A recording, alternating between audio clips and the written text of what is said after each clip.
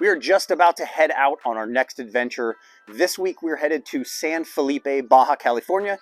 We're pre-running for an upcoming off-road race, and we're going to show you how we are taking our Savage UTV roof mount for our Gen3 Starlink and mounting it to the glass roof of this 22 Ford Raptor. Now there's a couple different variations of roof mount: magnets, direct bolt-on, a universal kit, and the suction cup. Like I said, this vehicle here has a glass roof, so the suction cup is going to be the best for us. Come along and I'll show you how we load this thing, how we mount it, and how well it does as we take on the Baja Desert. To install your dish into the mount, step one is to simply remove the screws on the end opposite of the wind deflector. Then remove the plastic piece underneath the top of the mount that was held in by the screws you removed. Slide the dish in place, allowing the opening for the dish cord to run towards you or the back of the vehicle.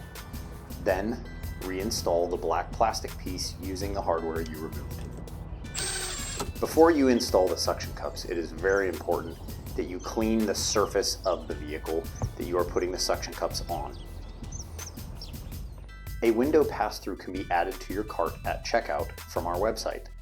This is a rubber seal designed to reduce debris and moisture from entering your vehicle.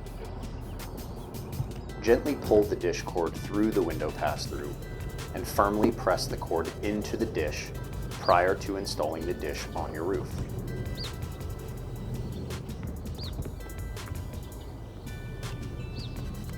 Continue pushing the button until the orange indicator has disappeared. To remove the cup, simply press either of the tabs and lift the cup up. Okay, so the dish is on the roof now, but what about all of the electronics? What about the router, power unit? Well, that's exactly what this case is that we have designed. It mounts your router, it mounts your power unit. All your cables are clean, hidden away.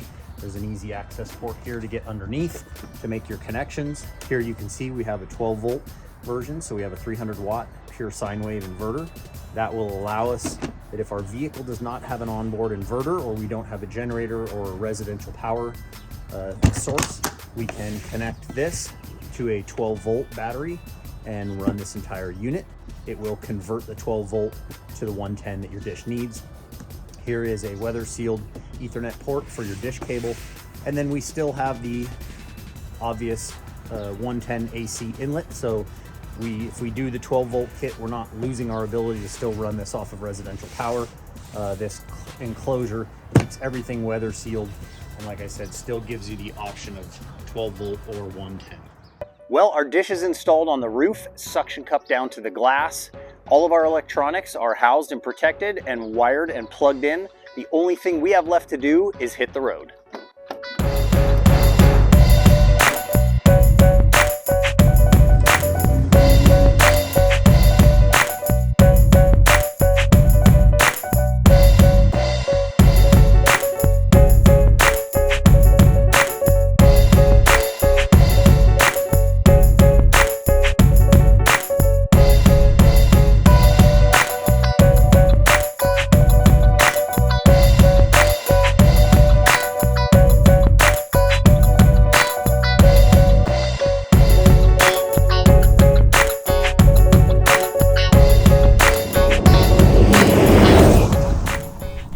It's a beautiful morning here in San Felipe, and we are moving today out of the Ford Raptor into the Polaris Pre-Runner.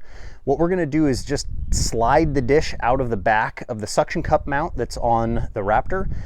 We have a hard mounted, meaning directly bolted to the roof of the Pre-Runner mount on this car. So we're literally unscrewing a couple screws on the back of the mount, sliding the dish out. We slide the dish into this mount, and then we're gonna go hit the desert in this car and pre-run kind of the northern loop of the race today.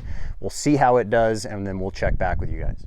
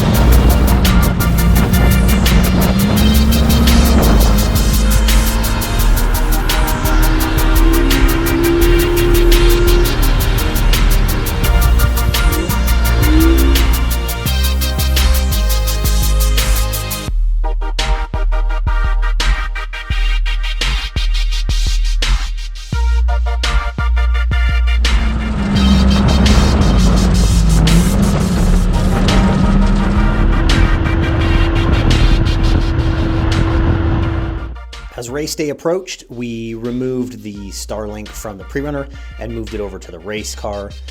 We were super happy with how this setup worked. For race day, we had live stream going. Obviously, we had Wi-Fi for communication and navigation if we needed it. And ultimately, we ended up putting several dishes on other competitors' cars as well. So it was great feedback to see how this product did in the Baja Desert, and looking forward to hitting the dirt with these mounts up on our roofs for our next adventure.